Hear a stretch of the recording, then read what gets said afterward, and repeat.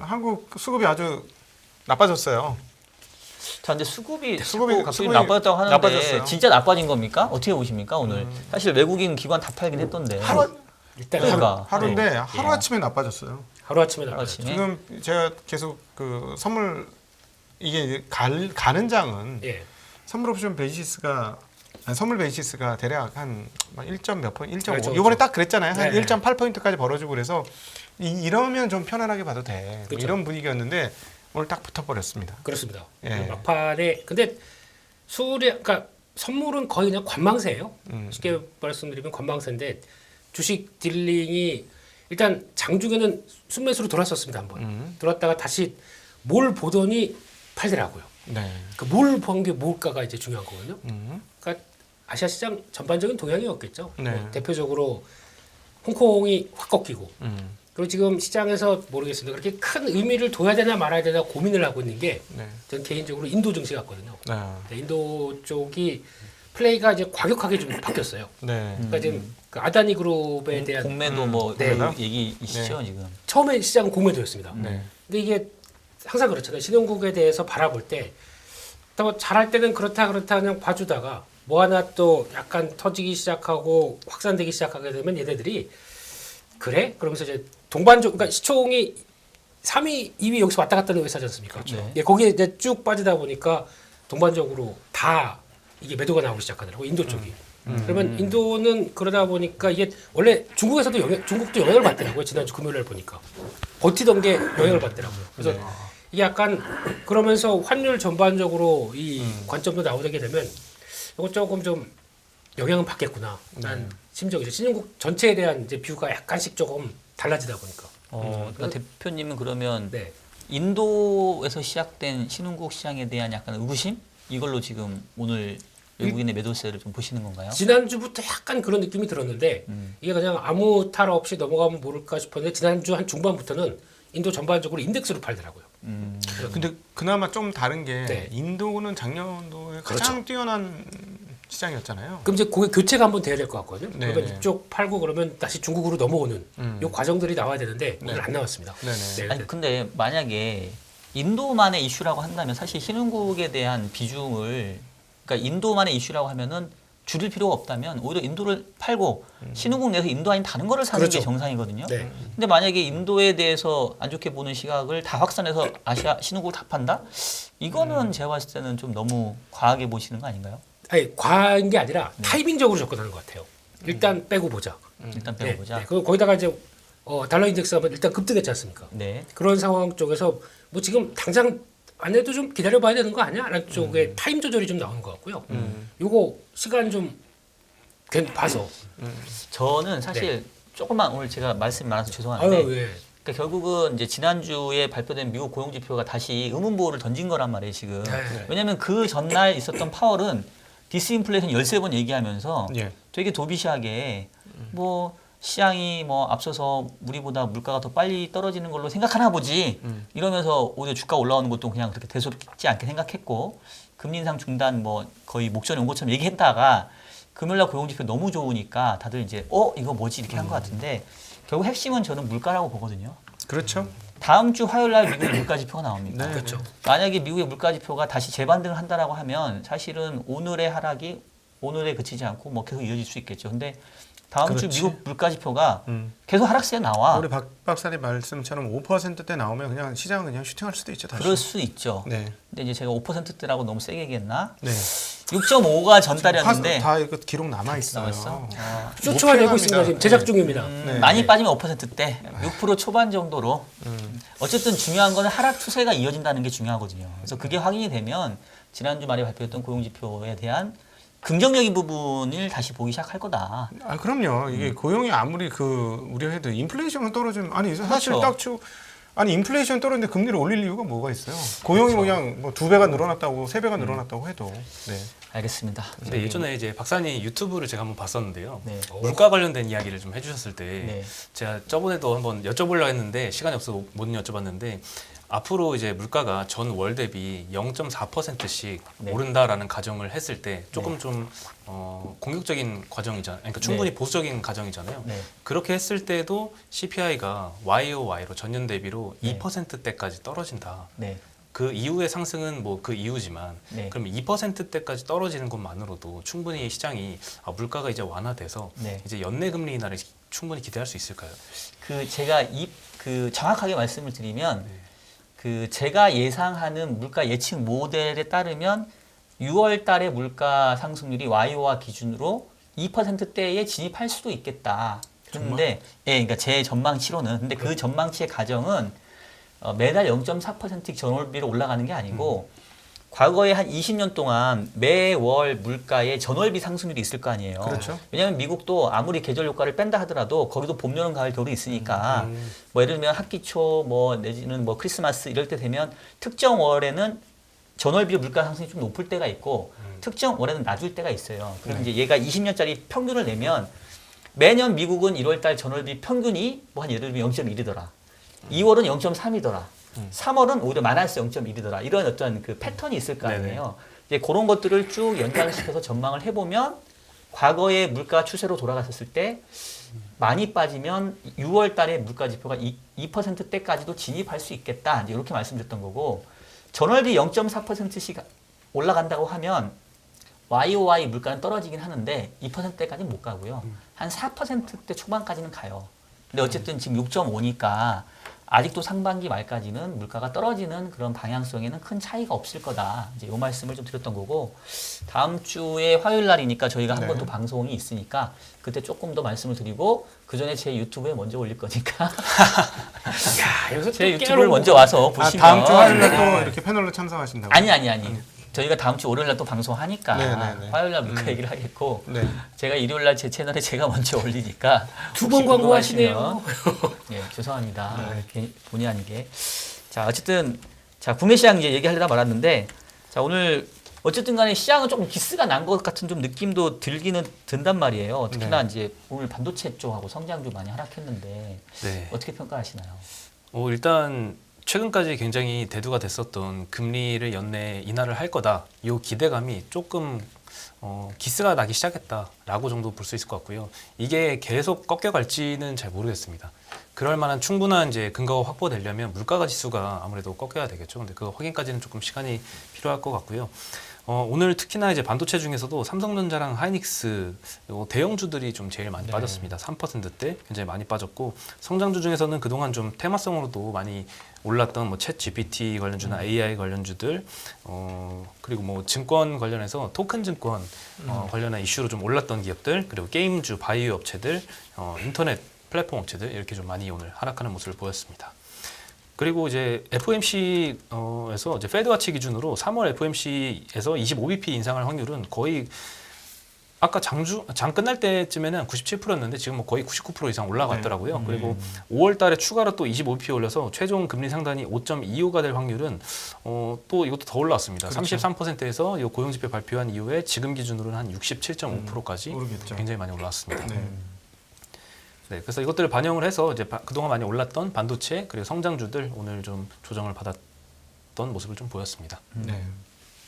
반도체 뭐 최근에 약간 챗 GPT 뭐 이러면서 지난주도 상당히 좀 뜨겁게 얘기했던 것 같은데 벌써 다 끝났나요? 이쪽 반응은? 전혀 안 끝났는데요. 아, 시장의 관심은 계속 그러니까 주가로 보는 게 아니라 업 사이클로 업황이 변하는 상황으로 보게 되면 여전히 관심 높아 있는 상황들이고 시장의 관심은 여전히 이쪽이에요. 계속 또 이제 네. 지금 그렇지 않습니까? 구글이 열받았어요. 그렇죠. 네. MS가 나오고 오늘 뭐가 나왔냐면 MS에서 빙에다가 오픈챗 챗 GPT와 AI. 결합한 이 유출 화면이 나왔습니다. 아, 그래요? 네. 그걸 보고 덜 받았을 것 같아요. 이제는 아예 우리가 입력하고 이제 빙의 그 검색 시스템이 아니라 이거를 다 로직으로 짠 뭔가가 보여줄 수 있다는 거에 대한 기대감이 나오기 시작하게 되면 이제 남들은 이제 구글 같은 경우 바빠요. 아니 마이크로소프트가 그 정도였어?라고 하는 쪽에서 바쁘다 보니까 이제 결국에는 이제 가속화가 나오기 시작할 거고요. 이렇게 되면은 결국에는 다 반도체 싸움이죠. 반도체 싸움인데 네. 그걸 저희가 잘못 생각하는 게 하나가 있습니다. 첫 번째로 그렇게 되면 결국은 돌아서 메모리 반도체에 대한 역할론이 크겠다. 틀린 겁니다. 일단은. 왜냐면 메모리 반도체는 그 뒤 문제예요. 왜냐면 지금 가장 관심 있게 봐야 될 게 설계 로직 짜는 회사들입니다. 얘네들이 먼저 확인돼야 그다음에 이걸 만들어놔야 그다음에 여기서 갖다 붙이는 이번에 이슈가 된 것 중에 하나가 SK하이닉스의 HBM3 있지 않습니까? 네. 이것도 그러니까 적증으로 쫙 싸서 이런 기술을 보여주고 있다는 걸 물론 보여줬지만 삼성전자는 근데 약간 좀 틀어가지고 그쪽이 그 엔비디아 쪽이 아니에요. 엔비디아가 하이닉스 NB 그렇죠. HBM을 쓰고 있죠. 그렇죠. 네. 근데 SK하이닉스가 약간 좀 선점한 부분들이 있다 보니까 거기서 그렇죠. 성과가 나오게 되면 좀 바뀔 수는 있습니다. 게다가 지금 다음에는 아마 이제 연말 제가 보기에는 올해 중반쯤 넘어가게 되면 이 얘기 많이 나올 거예요. PIM 반도체, 그러니까 차세대 메모리거든요. 네. 여기 연산 능력까지 들어가 있습니다. 그럼 이게 레벨업을 시키는 거는 AI 쪽에서는 가속화가 될 수가 있어요. 그러니까 이제 따로따로가 아니라 하나의 패키지 안에 다 들어가 버리거든요. 그러면 이게 벌어지는 거는 결국은 반도체 로직을 내가 AI를 쓰기 위해서 이쪽 분야는 그러니까 의료 쪽은 어떻고 산업 뭐 다른 쪽은 어떻고 하는 개별적인 요인들이 다 발생하게 되면 지금 먼저 봐야 될 쪽은 반도체 설계 로직 IP 갖고 있는 회사들 이게 아마 부각을 더 받아야 될 것 같습니다. 네, 혹시 대표님 챗 GPT 써보셨죠? 봐봤죠. 어땠어요 느낌이? 저는 솔직히 써보고는 네. 큰 감흥이 없이 검색 그러니까 구글링 좀 잘하면 나올 수 있겠다라고 생각했는데 네. 아니더라고요. 이거 조금 더 전문화된 쪽으로 나오기 시작하게 되면 네. 그러니까 저희가 가장 중요한 거는 저희는 뭐 찾다가 구글링해서 이것도 궁금하네 그러면 찾아가는 재미가 있었거든요. 제 개인적으로. 근데 사람들은 그걸 원하지 않더라고요. 한 번에 쫙 보여주는 거. 그렇지. 그거는 챗 GPT를 못 따라가죠 지금. 우리 네. 혹시 각도님 해보셨나요 대화 좀? 안 안 해봤습니다. 해보 우리. 네. 저는 해봤습니다. 그렇죠. 네. 이게 해보세요. 다 해봤는데 혼자 안 해보셨어. 이거 지난주에도 챗 GPT 약간 좀 이렇게 부정적이시지만 좀 빨리 따라와요 그런 거는. 아니 챗 GPT는 네. 큰 회사들 거예요. 아니, 그러니까 이게 어느 그러니까 정도 AI가 제가 발달했는지를 좀 제가 부정적으로 느껴보시라는 거예요. 한국의 자잘한 회사가 할 수 있는 캐퍼시티의 규모가 아니라는 거죠. 아니 그래도 거기에서 떨어지는 콩고물 있다고 지난주에 우리 김민수 대표님이 얼마나 콩고물 잘 설명을 있어서 해줬어요. 테마가 만들어졌는데 네. 이게 이제 테마지 이게 네. 이게 진짜 자기 수익으로 연결시킬 수 있는. 근데 한국은 이런 흐름들이 항상 있습니다. 테마 흐름이. 그렇죠. 네. 그래서 뭐 그거는 인정. 테마 흐름은 인정하나 뭐 네이버 정도나 뭐 그쯤 내외되는 회사들이 맞붙어 가지고 할 수 있는 거지. 작은 회사들은 그러니까 사실 쉽진 않죠. 큰 거를 보시는 분들과 거기서 파생돼서 시장의 자금들이 움직이는 거를 좀 밀접하게 보는 차원들이 다른 거죠. 그러면 대표님 제가 뭐 조금 실례일 수도 있는 것 같은데 네. 챗 GPT 관련해서 국내에서 정말 수혜를 볼 수 있는 기업들은 뭐가 있을까요? 아까 말씀드렸던 네. 대표적인 회사들. 그러니까 요즘에 진짜 작년에도 와 이 회사는 조금만 하면 되겠는데라고 했던 회사가 이제 움직여요. 그런 것들도 보면은 아까 말씀드렸던 그러니까 내가 설계할 수 있는 회사들입니다. 그걸, 설계. 예, 원래 이 회사들이 이런 회사들이 중국에는 널렸어요. 아주 그냥 뭐 발의 체입니다. 그냥 되게 많아요. 근데 이 회사들의 단점이 그거지 않습니까? 만들어 줄 수 있는 데가 없어요. 그 능력도 안 되는 그러니까 파운드리가 해봐야 이제 TSMC 가야 되는데 해주겠습니까? 지금 하게 되면 뭐 2, 3년 걸린다 이렇게 나오게 되면 할 수도 없죠. 근데 거기서 이제 괴리감이 딱 꺾이는 상황에서 한국은 그나마 이게 성과는 아직 안 나오는데 여기서 이제 붙어서 가속화되기 시작하게 되면 그것도 하나의 자산. 그러니까 로직을 짜서 설계해서 주게 되면 IP를 가지고 그대로 또 나중에 팔 수가 있지 않습니까? 네. 그게 하나의 쌓이게 되면 실적 가속화는 또 나오거든요. 이게 좀 시간은 걸리겠죠. 근데 그런 회사들을 이게 시장에서 먼저 알고 이제 움직이는 것들이죠 그런 게. 네. 알겠습니다. 종목 이름은 얘기를 안 해주시는 것 같은데 끝나고 여쭤볼게요. 저만 알려주세요. 네.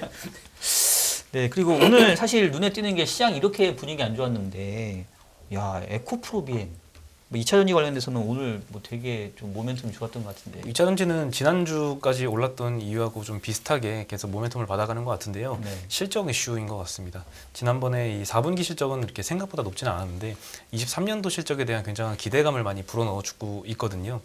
뭐 판가 하락에 대한 우려가 작년에 좀 많이 반영이 됐었는데 최근에는 이제 판가 하락은 충분히 인정하지만 판매량, 이 출하량 증가가 80%까지 나오기 때문에 그걸 단가 하락을 감안하고라도 뭐 매출액이 한 70% 성장할 거다. 그래서 올해 9조 원 매출 전망이 계속 나오고 있습니다. 지금 컨센도 한 8조 원 정도 형성이 돼 있는데 뭐 1조 원이나 차이가 있고요. 그리고 영업이익도 전년 대비해서 한 50%까지 증가할 거라고 지금 여러 군데에서 전망을 하고 있으니까 굉장히 호실적을 기대해 볼 수 있는 만한 상황인 것 같습니다. 한때 막 밸류에이션 부담 막 얘기하고 했었는데 그런 거는 지금 이제 쏙 들어갔나요? 매출 상승폭이 음. 가파르거든요. 근데 지금 요즘 같은 장에서 매출 상승이 가파를 만한 업체가 별로 없잖아요. 네. 그래서 더 주목이 되는 것 같고요. 그다음에 이제 앞단의 셀업체들하고 약간 차별은 있을 것 같아요. 그래서 저는 개인적으로 셀업체들에 대해서는 워낙 이 주가 대비 이익 대비 주가가 높아서 항상 조심하자는 입장이긴 해요. 네. 이 엄청 욕먹고는 있는데 네. 저는 뭐 그냥 저의 태도를 지키려고 합니다. 네. 뭐 각도님이 욕 먹는 거니까 뭐 저는 신경 쓰지 않겠습니다. 바로 빠지시는. 네. 야. 아니 저는 뭐 딱히 비는 없는데. 아니, 그 타격의 네. 우리 저기 버핏 웅이 좋아하는 네. 타격의 기술이라는 책이 있어요. 네. 타격의 기술 맞나? 네. 음. 그 세상 메이저리그에서 가장 타율이 좋았던 사람. 네. 그 사람 루스인가? 아니요. 그 사람 이후로 네. 사할 타자가 없었다는 그 타자가 있는데 그 타자가 그 당시 그 옛날에 과학적으로 자기가 어떤 코스의 공을 잘 치는지 딱 분석을 다 해서 자기가 잘 치는 공만 친 거예요. 그래서 그렇죠. 사할 타자가 된 거거든요. 네. 그래서 주식 시장은 스트라이크 아웃이 없기 때문에 네. 뭐 많은 거를 흘려 보내셔도 좋습니다. 오히려 많이 흘려 보내시는 게 좋을 수도 있습니다. 네. 오케이. 각도기님 말씀은 자기가 잘하는 쪽으로만 투자를 해도 아, 기회가 많다. 버핏이 IT 투자한 게 IBM하고 그다음 이번에 애플이 처음인 것 같아요. 아예 안 했어요. IT를 모르니까. 알겠습니다. 네. 근데 그거는 이제 뭐 본인 자기에게는 얘기일 수 있는데 우리처럼 이제 또 많은 분들이 보는 방송에서는 그래도 가르마를 타주는 게 중요하니까 오늘 각도기님 가르마가 조금 잘 타주신 것 같은데 오늘 김민수 대표님 분장이 많이 됐습니다. 네. 많은 분들이 지금 제가 이게 제 실제 얼굴이라고 생각하는데 실제로 보면 많이 늘었습니다. 네. 네. 많이 잘 되셨습니다. 그래도. 네, 오늘 되게 뭔가 순박한 저도 지금 화면에 보이는 저를 보고 깜짝 놀랐어요. 나 왜 내가 저렇게 됐지? 하면서. 네. 많은 다양한 분들이 모습을, 예. 젊어졌다고 의문을 품으시는데요. 네. 잠시 잠깐 이렇고 내일 아침은 또 바뀐다는 거. 네. 하여튼 너무 오늘 귀여우십니다. 예. 하여튼 머리 나고 싶다. 아니 그런 요즘에 그 탈모 치료 관련된 막 이런 거 많잖아요. 그런 지금 일종의 치료가 됐잖아요. 네. 겉모습으로 지금. 그런 거 두목도 한번 분석해 보세요. 또. 워렌 버핏이 안 좋아해서 안 됩니다. 아 그런가요? 네. 알겠습니다. 하여튼 우리 대표님 지금 셋업체는 우리 각도기님은 조금 셋업체보다는 우리 원재료 업체가 더 좋다고 좀 말씀하셨는데 어떻게 동의하십니까? 아까 말씀하셨던 그러니까 내가 좋아하는 공만 친다. 근데 이게 차이가 있어요. 그러니까 좀 전업 투자하시는 분들은 그렇게 되면 굶어 죽습니다. 그렇기 때문에 번트의 기술도 배워야 돼요. 저도 전업 투자자. 이제 하시게 되면 저처럼 바뀌신다니까요. 막 챗GPT가 뭐야 그러면서 하시고 그렇게 될 수밖에 없어요. 네. 그리고 또 항상 한국 시장은 성장성을 보여줬을 때 나오는 파괴력이 무지무지 크거든요. 근데 그거를 내가 정도가 아닌 것 같아서 이제 이게 다른 쪽을 보고 있잖아요. 내 거 안 가요. 이쪽은 막 날아다닙니다. 그래서 이제 내가 잡으면 또 고점 같아요. 또 못 가요. 근데 결국에는 아이디어 싸움이더라고요, 한국은. 근데 그런 쪽에서 나오는 것 중에서 뭐 2차전지도 저도 그렇게 봅니다. 근데 이게 이번에 좀 고민을 많이 했어요. 2차전지 움직일 때. 일단 가격을 인하시키죠, 테슬라가. 그러면서 불을 던졌지 않습니까? 네. 그러니까 이게 지금 2차전지 업체뿐만 아니라 제가 보기에는 다 내연기관 차들한테도 다 도전 같아요. 그래서 뭔가를 불을 던졌는데 이거를 지금 시장은 어떻게 해석하냐면은 가격이 인하했으니까 Q가 확 살 거야. 이거를 지금 보고 얘기를 하거든요. 네. 그래서 이번에 컨센서스 잡히는 거 보고 에코프로 BM 보고 조금 개인적으로 걱정이 됩니다. 이게 올해 작년에 매출이 5조대, 올해 7조 8천억 예상합니다. 내년은 10조 예상하고요. 막 퀀텀 점프예요. 네. 이 정도로 갈 정도면은 이제 저희가 얘기하는 뭐 미국의 전기차 보급률, 그러니까 침투율이 4%대에서 이제 막 이쪽도 점프하는 게 나와야 되거든요. 그렇죠. 그걸 미리 보면서 이 정도까지 이 매출이 잡힐까가 이제 첫 번째고, 두 번째는 리튬 가격이 빠집니다. 여기서 빠지기 시작하게 되면 소재 업체들, 특히 양극재 업체들은 리튬 가격 기반에 의해서 소재를 납품하거든요. 그러면 매출 자체가 약하다 보니까 이제 기대할 건 Q밖에 없어요. 근데 Q를 무지 좋게 보는 거예요, 지금. 그걸 가지고 지금 예측을 하는 건데 좀 그럴까라는 좀 의문감이 들어요. 그래서 차라리 이번엔 그냥 안 따라가고 싶습니다. 안 따라가고 확인하고 보는 게 맞지 않나. 약간 좀 기대가 뭔가 좀 반영된 게 좀 큰 것 같아요. 그러면 약간 셀업체하고 소재업체하고 선호도를 보신다면 지금 상대적으로 그러면 셀업체가 조금 더 낫겠죠. 근데 이건 또 오히려 최근에 또 들어올랐으니까. 네, 근데 이건 피에 따라서 막 여기저기 바뀔 수 있는 상황들인데, 네. 근데 다 떠나서 그냥 개별적인 요인으로 보면 포스코 케미칼하고 한 40조 양극재 체결한 거는 삼성 SDI에 뭔가 있다. 그래서 삼성 SDI에 독보적으로 부품 들어가는 회사 뭐 없을까 하다 보니까 찾은 게 하나가 있는데 그게 그나마 나을 것 같다. 안쪽으로 그냥 아주 하단부에 접근은 하겠는데 네. 큰 그림상에서 소재는 지금 잘 못 보겠어요. 근데 그런 거 이렇게 종목 얘기를 하시면 안 되는 건가요? 잡혀가요. 금방. 아 그래서 못 아이, 하시는 거죠? 네네. 지난번에 종목 얘기를 했더니 네네. 댓글에 음. 제가 사놓고 아, 그거를 얘기를 얘기한다. 한다. 검찰 조사 받아야겠네 이런 얘기 나와가지고 이거 아하, 여러분 그렇게 반응하시면 여러분만 손해예요. 제가 봤을 때는. 그럼 얘기 안 해줘. 나 같아도 얘기 안 해주지. 아 진짜 위험해요. 그렇구나. 네. 근데 우리가 뭐 추천을 하는 게 아니라 아까 얘기하다가 차라리 하시다가 미국 주식은 좀 얘기해도 안 잡아가는 것 같아. 아, 네, 미국 SEC가 안 잡아가. 네. 근데 한국은 잡아가는 것 같아요. 알겠습니다. 네. 저희 특히 금융회사 문화- 소속 직원은 더 안 되죠. 네? 금융회사 소속 직원은 더 네. 안 되죠. 소속 안 돼 있으시잖아요, 저분 지금. 그러면 유튜브에 네. 박사님 유튜브에 잠깐 출연해서 네. 거기서 막 설문 도망오겠습니다. 아, 그거는 가능하십니까? 예, 알겠습니다. 네, 네. 저희 조만간 우리 김민수 대표님 제 개인 채널에 모셔가지고 네. 종목 얼굴 반만 나옵니다. 네. 네. 하긴 뭐 저희 사실 인포맥스 라이브가 또 그냥 보통 방송도 아니고 또 제가 알기로는 뭐 또 정부 관계자분도 많이 참고하시는 그런 아주 공신력 있는 방송이기 때문에 네. 저희는 또 투자자 보호 차원에서 종목 이야기는 하지 않을 것을 약속드리며 여러분 오해 없으시길 바라겠습니다. 네.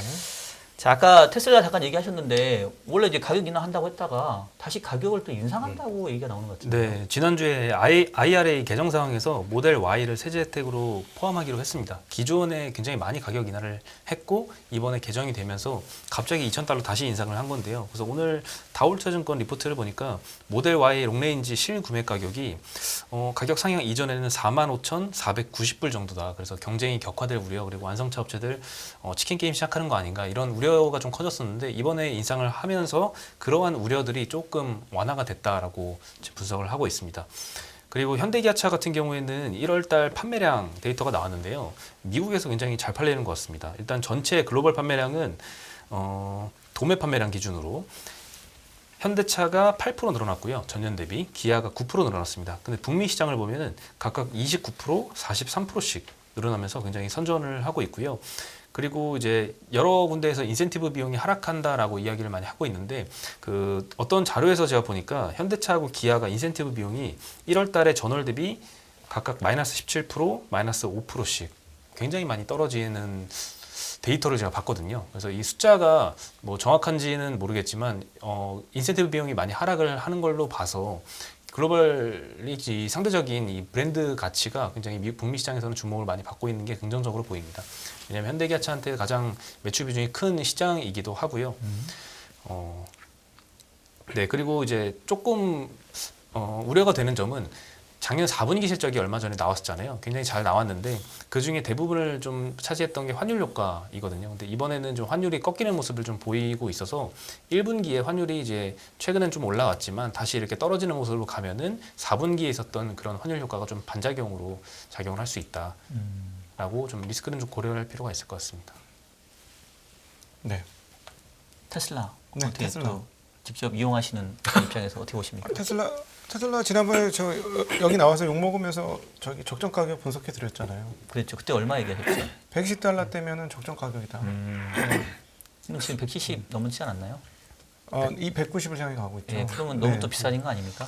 근데 이게 왜 그러냐면은 그 인도량이 중요해요. 테슬라는 그동안에 이제 인도량 성장률이 한 약 46%를 찍었는데 여기서 또 46%를 찍으면 근데 그걸 맞추는 거거든요. 그 테슬라는 그 지난 2년간의 흐름을 계속해서 관찰을 해보면 어떻게든지 수단과 방법을 가리지 않고 많이 팔리려고 합니다. 이번에 그러니까 보조금 제도에 따라서 보조금이 나왔는데 RV 차는 좌석이 7개여야 돼. 그럼 7개 붙여서 팔려고 했어요. 그러다가 RV 기준이 좀 바뀌어서 또 가격이 좀 낮춰지니까 그 가격을 낮춰야 되니까 낮췄다가 그 공간이 생기니까 다시 올리고 하루아침에 계속 이런 식이에요. 그러니까 그 기점에 맞춰서 어떻게 많이 팔 수 있는가를 항상 그 생각하는 거고 거기에 대응을 하는 회사입니다. 근데 이렇게 되면 제가 보기엔 미국의 다른 전기차 회사들이 많이 힘들 거예요. 그 목까지 지금 투자자들이 좀 생각하면서 가격을 올리는 거 아닌가 싶고 만약에 그 인도량 증가율이 올해 연말 기준으로도 이렇게 한 50% 내외까지 진행이 된다면 뭐 주가 지금 뭐 적정가보다 비싸지만 적정 밴드가 올라가는 거죠. 예, 계속 올라가는 겁니다. 네, 원래 올해 주당 그 순이익 기준을 대략 한 $5 정도 보고 있거든요. 네. 예, 그러면은 5달러면은 200달러면 얼마입니까? 40배잖아요. 네. 네, 240배인데 이 회사는 제가 보기에는 영업이익률이 그 일반적인 자동차 회사보다 한 2배 정도 비싸기 때문에 일반 자동차보다 밸류에이션이 2배 이상은 기본이고 거기에다 성장률을 곱해야 되잖아요. 거기다 성장률 50% 정도로 곱하는 게 밸류에이션의 적정가다라고 보여지는데 그게 내년까지 이어질 거고 점유율 전기차에 1위 프리미엄을 주면 그거까지도 또 위 공간이 열려서 좀 이게 레인지가 좀 넓은 회사이긴 합니다. 도움이 되셨는지 모르겠네. 네. 뭐 나름 됐습니다. 예. 아니 죄송합니다. 예, 많이 됐어요. 다음부터 저한테 아니, 죄송해요. 물어보지 마세요. 죄송합니다. 테슬라 뭐 어쩌고 저쩌고. 아니 죄송합니다. 까칠하신데요. 네. 아니 제가 그냥 조금 웃기려고 저기 신뢰를 보는 것 같은데 아니요, 진짜 뭐, 우리 괜찮아요. 감독님 그 너무 우리 박 박사님 그런 사람이라는 거 알고 있었어요. 네. 죄송해요. 잠깐 좀 방송에 재미를 주려고 한 거죠. 죄송합니다. 제가 잘못했습니다. 너무 감사합니다. 아닙니다. 네. 예, 다음 주제로 넘어가 볼게요. 오늘 또 다뤄야 될 게 많은데 애플페이 얘기를 안 할 수가 없을 것 같아요. 네. 이제 드디어 온다고 하는데 이게 좀 뭐 지금 현대카드가 약간 독점식으로 뭐 하는 것 같아서 네, 그렇게 계약을 하려다가 네. 조금 방향이 바뀌었습니다. 그래서 아, 다른 그래요? 카드사들도 다 참여할 수 있는 형태로 독점 네. 구조는 이제 깨지는 형태로 나오게 됐고요. 네. 네, 그래서 뭐 관련주로는 이제 벤사하고 피지사가 오늘 좀 많이 오르더라고요. 그러다가 이제 고점 뭐 16%까지 올랐다가 이제 거의 뭐 한 5% 상승으로 마감하고 이런 움직임이 좀 많았었는데 실제 수혜는 얼마나 받을지는 잘 모르겠어요. 벤사 같은 경우에는 거래 대금하고 비례해서 수수료를 받는데 애플페이가 도입되면 사람들이 더 결제를 많이 할까요? 현금으로 결제하다가 이제 애플페이로 신용카드를 통해서 결제를 하면은 거래 대금이 많이 늘어나는데 벤사 입장에서는 네. 기존에도 내가 어떤 예를 들면 뭐 삼성카드로 결제를 했다가 이제는 애플페이에 삼성카드를 등록해서 삼성카드로 그 결제를 하면 똑같은 거거든요. 오히려 이제 애플한테 줘야 되는 수수료가 있습니다. 그거를 이제 카드사가 부담하는데 뭐 벤사한테 뭐 간접적으로 비용을 전가할 수도 있고 이런 것들을 생각하면 득보다는 오히려 실이 더 클 수도 있을 것 같다는 생각이 들고요. 그게 이제 벤사고 이제 피지사 같은 경우에는 온라인에서 신용카드로 결제하면 거기에 일정 부분 수수료를 받는 비즈니스인데 마찬가지입니다. 오프라인처럼 온라인에서도 기존에 우리도 신용카드로 결제를 했잖아요. 근데 이제는 애플페이를 통해서 또 같은 신용카드를 결제를 하는 거라서 거래 대금이 유의미하게 증가할지는 좀 의문이 듭니다. 그래서 최근까지 이 애플페이만 등장하면 뭐 한국정보통신 이렇게 많이 급등락했던 종목들이 있는데 실제로 애플페이가 정작 나오고 나면 재료소멸로 반응할 확률이 좀 굉장히 커 보입니다. 그러니까 결국 애플을 쓰시는 사용자가 이렇게 넣어가지고 하느냐가 중요한 것 같은데 저는 이제 애플이 아니니까 혹시 애플 쓰시는 분 누구 있으신가요? 아무도 없네요 여기는. 없어요? 아니 근데 뭐 모르겠어요. 네. 이게 중요한 포인트는 한국은 다 신용카드사를 거쳐서 한다는 게 제일 큰 포인트가 아닌가 싶습니다. 네.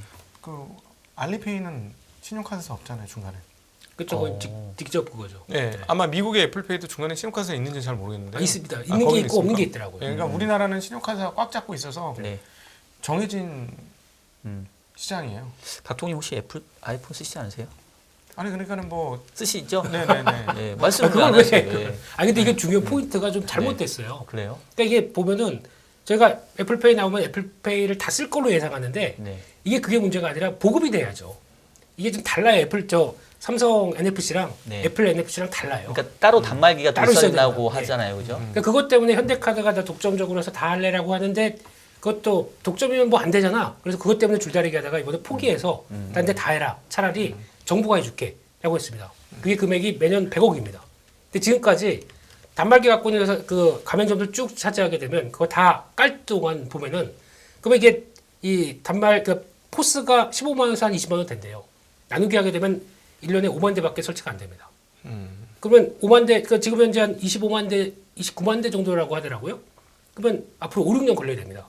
그래야 애플페이가 이제 같이 쓰고 우리처럼 하고 되는데 핵심은 그게 아니라 온라인 쪽입니다. 온라인이 얼만큼 잠식을 해서 애플페이가 가느냐가 제일 중요하거든요. 근데 그건 아직 아무도 몰라요. 어떻게 될지. 게다가 이게 NFC 통신은 이게 핵심이 아니라 페이가 중요한 거 아니에요. 아까 팀장님 말씀처럼 이거 내가 돈 잘 벌면 애플페이가 문제입니까? 삼성페이 그냥 카드에서 긁으면 돼요. 아니면 현금으로 사요. 또 많으면. 근데 이 NFC 통신은 나중에 스마트카 관련된 쪽에서 비약적으로 클 거거든요. 그게 이제 나중에 네. 그러니까 저희가 지금 보통 뭐 하이패스 같은 거 이것도 이제 꽂아놓고 다니잖아요. 이게 다 한꺼번에 여기 들어갈 겁니다. 차 문 열고 시동 걸고 차 미리 뭐 음악 틀어놓고 이런 것들. 그게 애플 페이랑 결합되기 시작하게 되면 이거 하나로 이제 다 되는 거죠. 그걸 바라보는 것 같아요, 제가 보기엔. 아, 요거는 좀 갑자기 드는 생각이 애들한테 물어봐야 될 것 같다는 생각이 드네. 아. 왜냐하면 10대 애들이 다 애플 아이폰을 써요. 네. 그렇잖아요. 그러니까 물어보면 그냥 그러니까 이건 제가 하는 얘기가 아니라 친구들 다 아이폰을 쓰니까 왠지 자기도 안 쓰면 안 될 것 같다는 그런 문화가 형성돼 있다는 거예요. 아, 뭐 이거는 이렇게 10대 사이에. 그 저희 때까지야 카드를 5장이고 7장이고 10장이고 들고 다녔지만 네네. 젊을수록 그런 거 없이 그냥 핸드폰 하나만 들고 다니니까 네네. 시간이 갈수록 핸드폰에서의 장악력은 커질 수밖에 없지 않을까 싶습니다. 걔네들이 돈 벌 때까지. 그러니까 걔네들이 이제 그거를 계속 쓰면서 이제 페이까지 결제까지 된다고 하면 네. 지금 당장은 아니더라도 오히려 또 파급력이 커질 수도 있을 것 같긴 한데 한번 물어봐야 되겠네요. 저희 큰애도 아이폰을 쓰는데 네. 물어봐야겠어요. 쓸 용의가 있는지. 그래서 처음에는 이제 관련주 뭐 벤사 이런 데 수혜보다도 애플페이가 나오면 이제 사람들이 갤럭시 쓰던 사람들이 아 이제 삼성폰 안 쓰고 애플페이로 넘어가는 사람들이 좀 많지 않을까 이런 우려가 있었거든요. 왜냐하면 기존에 이제 갤럭시를 쓰던 장점은 저는 갤럭시를 쓰는데 정말 가장 큰 애플 대비 상대적인 강점 중에 하나가 삼성페이였거든요. 저는 이제 지갑을 안 들고 다닌 지가 몇 년 됐는데 다시 지갑 들고 다니라고 하면 저는 못 들고 다닐 것 같아요. 그래서 근데 이제 애플 같은 경우에는 뭐 AP 성능이라던가 이런 게 다 좋아서 쓰고는 싶지만 삼성페이 없어가지고 안 쓰는 사람들도 분명 있을 거거든요. 근데 이게 도입되면 애플로 좀 많이 바뀌지 않을까. 그러면 갤럭시한테 조금 우려 요인이지 않을까 이런 생각은 들었는데 말씀하신 것처럼 NFC 보급률이 지금 10%밖에 안 되고 그걸 상용화 단계까지 키우려면 굉장히 많은 시간이 필요할 텐데 그런 걸 고려하면 생각보다 이 삼성을 떠나고 애플로 넘어오는 수요가 그렇게 뭐 유의미하게 늘어나지 않을 거라는 좀 분석도 좀 있더라고요. 네. 그런 걸 하는 회사를 찾아야죠. 종목은 얘기 안 드립니다. 알겠습니다. 끝나고 저하고 좀 면담 좀 해주시죠. 전례 없는 금리 인상이죠. 환율 너무 어려워요. 결론만 알려주세요. 당신은 외환 모태솔로입니다. 환율 그동안 너무 어려우셨죠? 이제는 쉽다 말할 수 있을 거예요. 오늘부터 환율과 썸 타시겠습니까?